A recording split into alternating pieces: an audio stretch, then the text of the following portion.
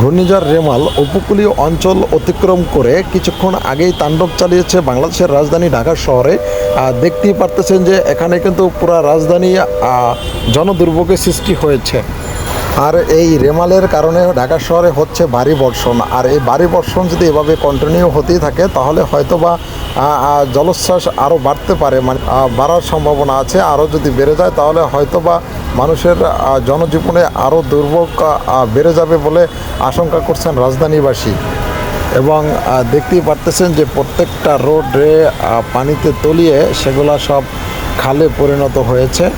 কারণ এমন অবস্থা আসলে আগে কখনো দেখেনি রাজধানীবাসী। যেমনটাই দেখছেন আপনারা যে এই ঘূর্ণিঝড়ে কিন্তু পুরো জলোচ্ছ্বাসে তলিয়ে গেছে সমস্ত ঢাকার শহর। এমনটাই আমরা ঢাকার শহরের বিভিন্ন জায়গা ঘুরে ঘুরে দেখলাম এবং আপনাদেরকেও দেখানোর চেষ্টা করলাম। আপনারা সবাই ভিডিওটি বেশি বেশি করে শেয়ার করে দিবেন।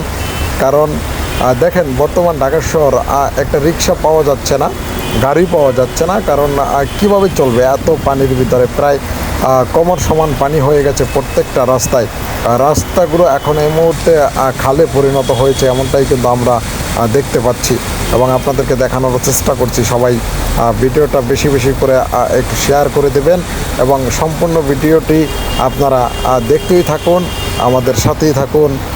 ধন্যবাদ সকলকে।